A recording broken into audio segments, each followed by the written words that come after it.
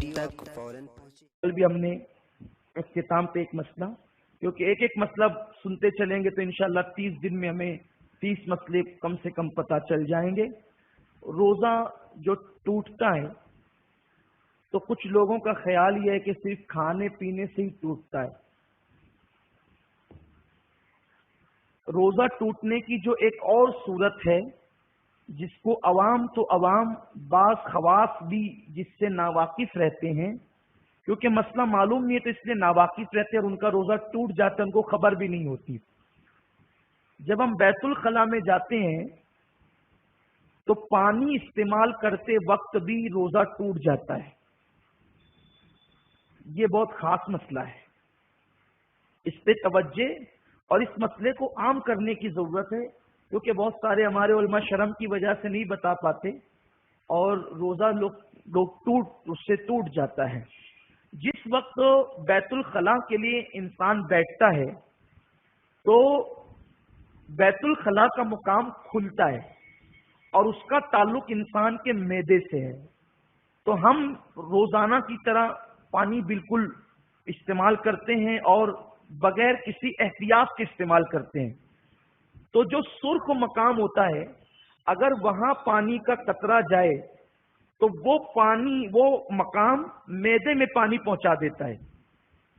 تو اس کی وجہ سے روزہ ٹوٹ جاتا ہے۔ تو اگر روزے کی حالت میں ہم بیت الخلاء کو جائیں تو اس وقت پانی کا استعمال کیسے کریں تاکہ ہمارا روزہ نہ ٹوٹے؟ جب ہم بالکل فارغ ہو جائیں، فارغ ہونے کے بعد ہم سانس یوں اوپر کو چڑھا کر کے روک لیں، کیونکہ دھونے کا پیریڈ جو ہے میرے خیال سے 3-4 سیکنڈ سے زیادہ نہیں لگتا اگر انسان جلدی سے دھو لے، یعنی یا اتنا وقت کہ ہم روزہ یعنی اپنی سانس روک سکیں۔ ہم آرام سے 5-7 سیکنڈ سانس ہر آدمی روک سکتا ہے، تو یوں اوپر کو سانس چڑھا کر آپ جو ہے وہ سانس روک لے۔ جب آپ اوپر کو سانس یعنی کہ لے کر کے روکیں گے تو جو پاخانے کا مقام ہے وہ بالکل بند ہو جائے گا۔ اب بند ہو جائے گا تو ہلکے ہاتھ سے آپ اس کو دھل لیں اور دھلنے کے بعد وہاں سے پانی صاف کرنے کے بعد پھر دھیرے سے سانس چھوڑیں تو اس کی وجہ سے پانی اندر نہیں جائے گا، تو آپ کا روزہ محفوظ رہے گا۔ ورنہ اگر آپ نے اس احتیاط سے استنجا نہیں کیا تو آپ عوام میں تو یہی مشہور ہے کہ بھئی کھائیں پیئیں، ناک سے پانی جائے، منہ سے پانی جائے تو روزہ ٹوٹ جاتا ہے۔ صرف ناک اور منہ سے،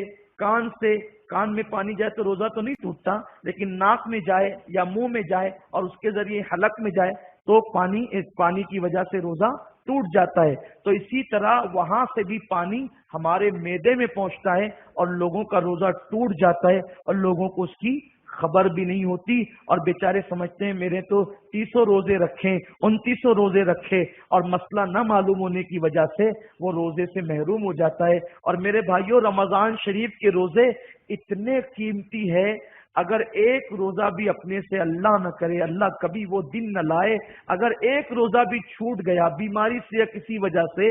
آپ پوری زندگی اس کے بدلے میں روزہ رکھے، رمضان شریف کے روزے کی فضیلت جو ہے وہ فضیلت پوری زندگی کے روزے کو نہیں مل سکتی۔ اتنے فضیلت والے یہ روزے ہیں، اللہ پوری زندگی آخری دم تک ہمیں روزے صحیح طور پر رکھنے کی توفیق عطا فرمائے۔ امید ہے کہ یہ مسئلہ آپ کے ذہن میں بالکل آ گیا ہوگا۔ آپ اپنے گھر میں بھی جا کر کے بتائیں، شرمائے نہیں۔ یہ بہت اب آپ کچھ سوچتے ہوں گے، میں یہ نہیں کہتا کہ کون کیا کرتا تھا، لیکن آپ کو ایک دم اچانک دل پہ کرنٹ لگا ہوگا، یار اس سے پہلے تو میں اتنی احتیاط سے پانی نہیں لیتا تھا روزے کی حالت میں، بلکہ آپ سوچتے بھی ہوں گے کہ میں نے تو پانی لیا اور ٹھنڈک میں نے خود محسوس کی،